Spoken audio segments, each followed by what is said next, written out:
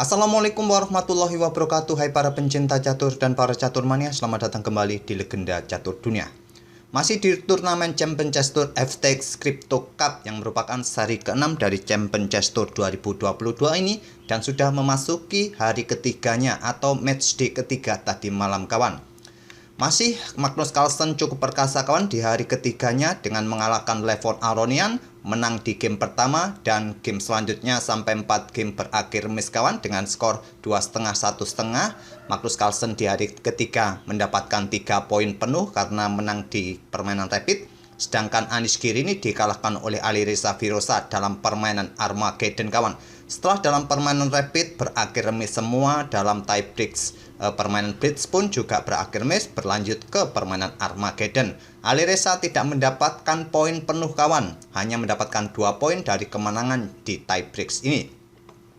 Begitu juga dengan Ramesh Babu Pragnananda, masih cukup perkasa di hari ketiganya, mengalahkan Hans Niemann dengan 2 kali kemenangan, 1 kali kalah dan 1 kali remis.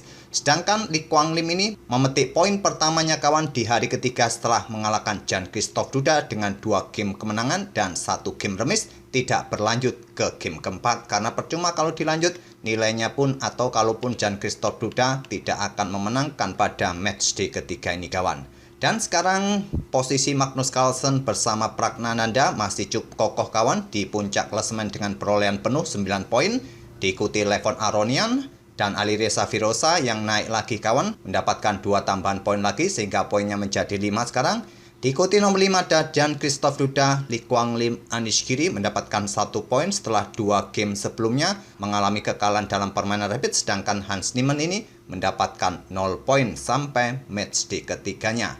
Dan untuk game yang saya pilih untuk kita otak-atik ini, saya dahulukan permainannya Pragnananda versus Hans Niemann pada game keempatnya kawan.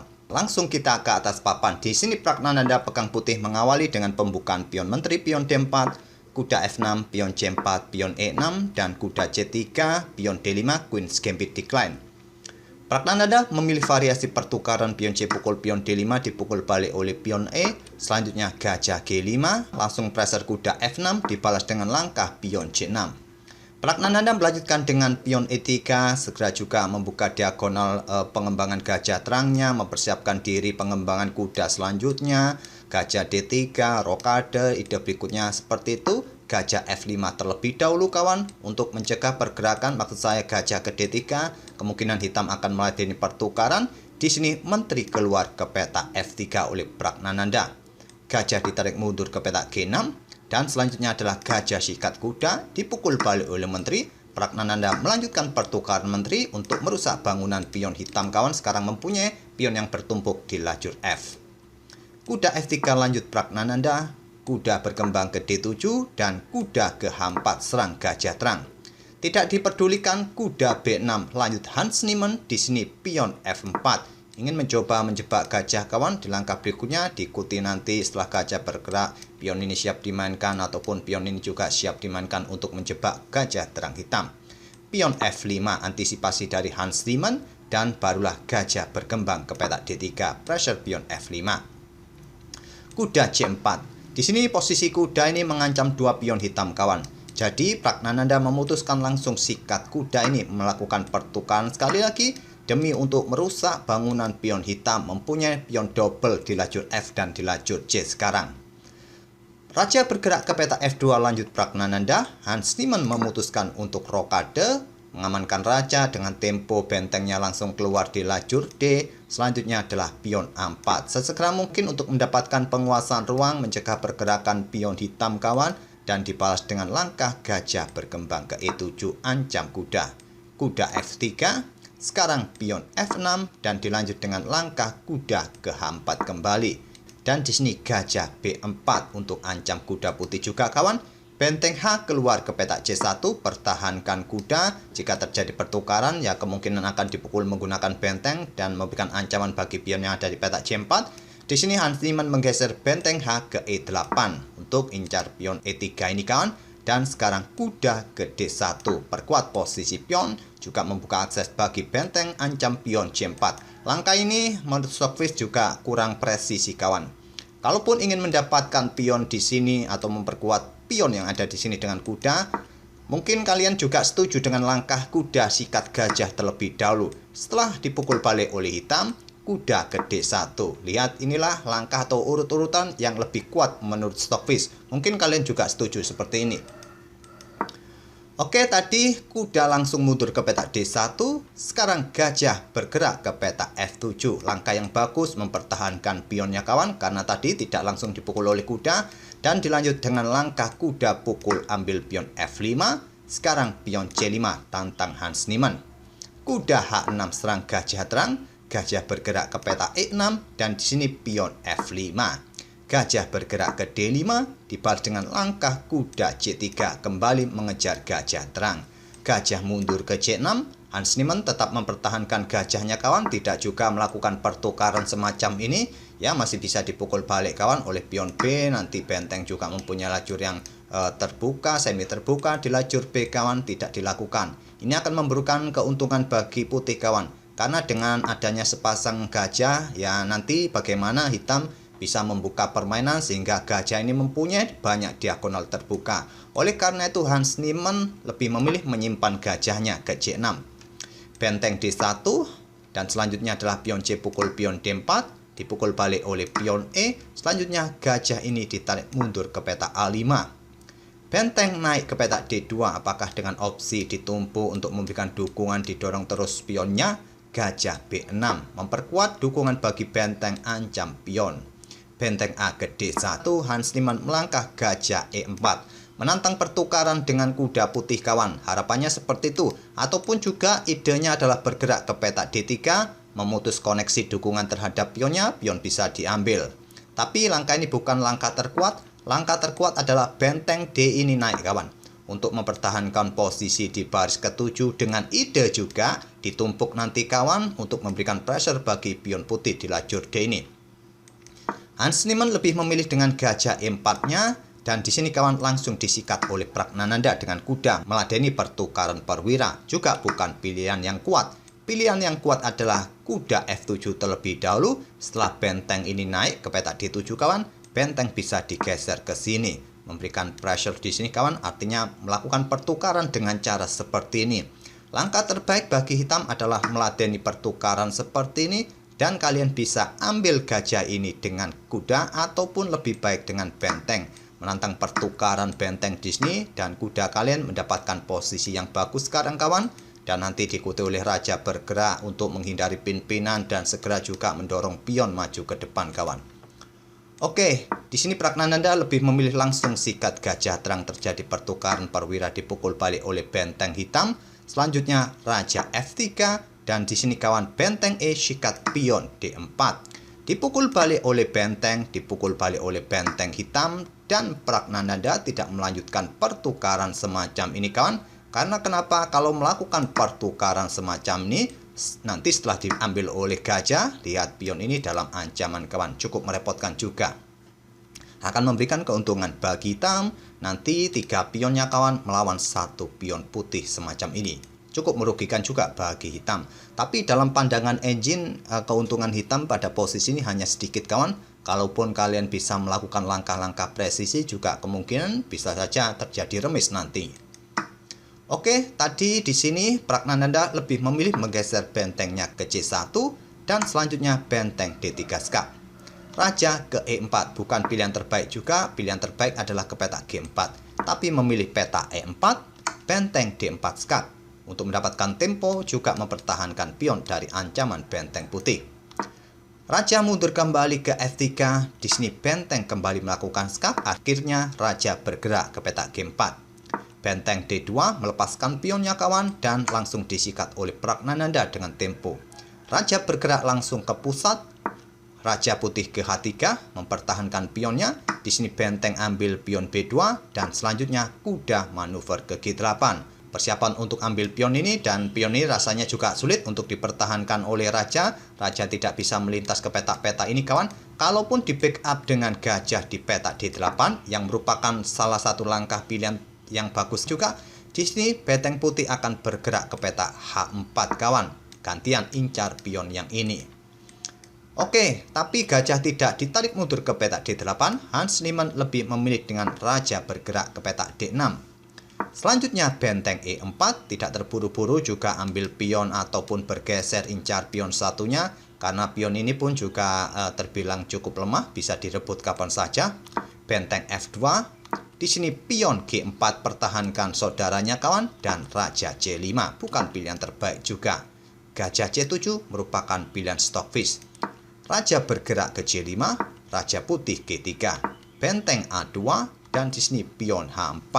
Langkah blunder kawan yang membuat permainan kembali setara atau seimbang.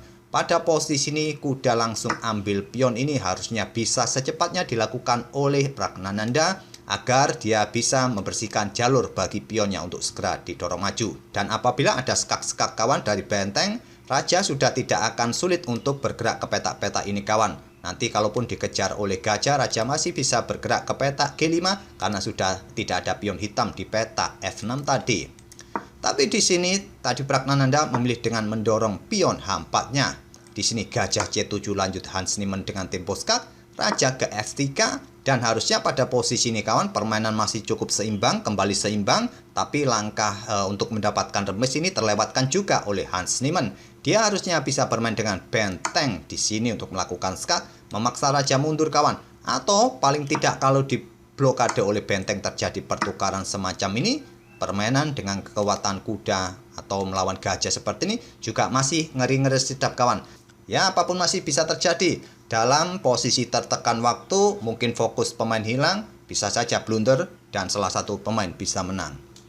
Tapi di sini tadi kawan, Hans Niemann lebih memilih dengan gajah E5, membuat Pragnananda mempunyai waktu membuka ruang bagi pergerakan raja. Kalau ada skak, raja bergerak ke sini aman, dan pionnya siap untuk didorong di langkah berikutnya.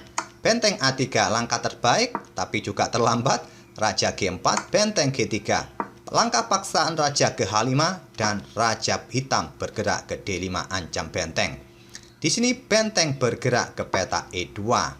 Kalau stockfish pada posisi ini membuat langkah nyeleneh kawan dengan langkah kuda ambil pion F6 ini skak.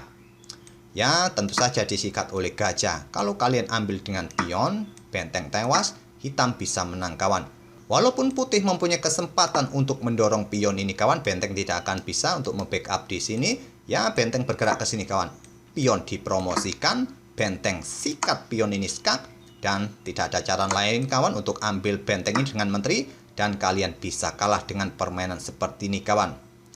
Mau bergerak seperti apa? Apakah hanya bermain dengan pion ini untuk membuat langkah menunggu? Ya, simple, bisa bermain dengan pion B5 langsung kawan. Kalau kalian pukul menggunakan en passant, dan di sini bisa dipukul balik, pion ini bisa melenggang promosi. Ataupun kalau kalian ingin berharap mempromosikan pion juga, maka raja ini siap bergerak ke peta G4 kawan, ataupun juga langsung saja pion ini didorong. Kalaupun bergerak ke sini, raja ambil pion, raja hitam ambil pion, ataupun terlebih dahulu kalian dorong pion kalian seperti ini, ya sama saja kawan, pion ini siap didorong, kalian ambil pion ini, raja ambil pion kalian, pion hitam sudah tak terkejar lagi.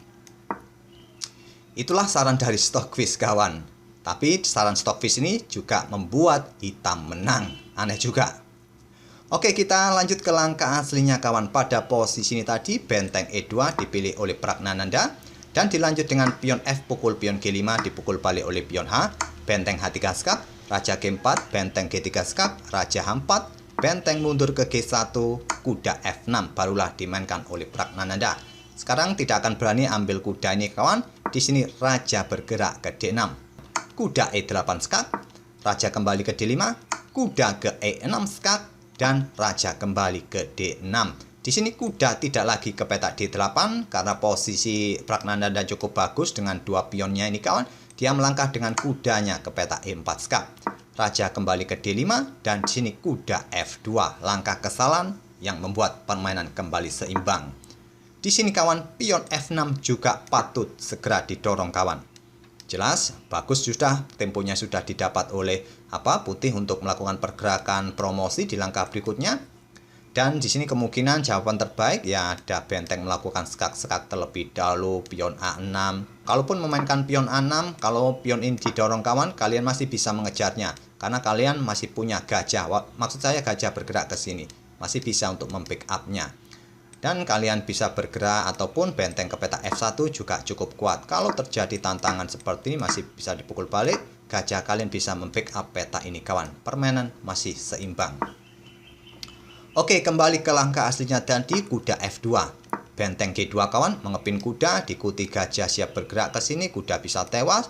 Benteng D2 terlebih dahulu diblokade oleh gajah, dan di sini kawan kuda E4.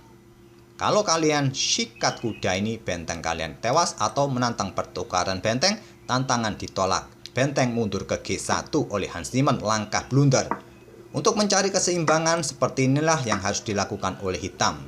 Tapi Hans Niemann memilih dengan langkah benteng G1, memberikan kesempatan bagi Pragnananda menyelamatkan kudanya, dan posisi gajah dalam posisi kenapin. Selanjutnya kuda siap memberikan ancaman garbuan pada gajah pada benteng. Salah satu perwira hitam tewas di langkah berikutnya kawan, dan hitam kalah 1 perwira. Dan benteng sudah tidak mempunyai tempo untuk melakukan skak di peta H1 karena ada kuda.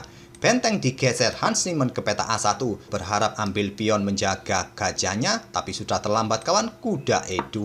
Langkah berikutnya gajah ini tewas. Di sini Hans Niemann lebih memilih dengan raja bergerak ke peta E5.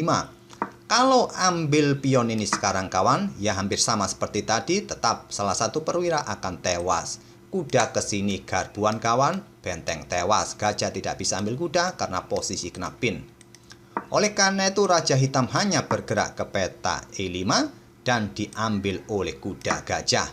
Barulah benteng ambil pion 4 dalam posisi kena pin kuda juga kawan. Di sini kawan, pion F6 dimainkan. Tidak peduli kalaupun diambil oleh benteng hitam. Kalau diambil oleh benteng hitam seperti ini, pion sudah tak terkejar lagi.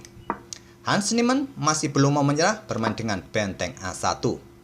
Kuda F3 skak, raja E6, benteng E2 skak, raja F7, benteng E7 skak. Di posisi ini Hans Niemann menyerah. Menyerah di langkah ke-64. Lumayan panjang, 64 langkah. Saya rasa tak perlu kita lanjutkan lagi langkah-langkahnya kawan. Mau melangkah seperti apa kalian? Apakah raja ini mundur ke F8 ke G8? Terserah. Di sini banyak sekali ancaman terhadap pionnya. Pion yang ada di samping raja ini juga bisa tewas. Kalau bergerak ke sini mempertahankan pion yang di sini, kuda siap lompat ke peta ini kawan. Dan ancamannya skakmat 5 langkah. Tak perlulah kawan saya tunjukkan kombinasi 5 langkah skakmat itu. Mungkin kalian bisa otak-atik. Oh, ternyata kalian ingin tahu. Oke lah, saya ambil satu jalur saja. Anggap saja benteng ini melakukan skak yang beruntung. Ya, di sini raja bisa bergerak ke peta ini kawan. Kalau melakukan skak lagi, ya dikejar oleh raja benteng hitam ini. Dan kalian harus melangkah kawan. Anggap contoh bergerak ke peta A1 menghindari. Ya, ancamannya skakmat 1 langkah di sini. Terserah kalian mau melangkah seperti apa kawan. Hitung-hitungannya adalah 5 langkah skakmat. Paling lambat 5 langkah. Oke, itulah kawan permainan dari Pragnananda mengalahkan Hans Niemann pada game keempat di babak ketiga. Di babak ketiga Hans Niemann memetik 1 kemenangan pada game pertama. Selanjutnya kalah 2 game dan 1 game remis. Semoga permainan dari kedua pemain tadi bisa menghibur kalian dan kita akan bertemu di video-video berikutnya. Terima kasih. Wassalamualaikum warahmatullahi wabarakatuh.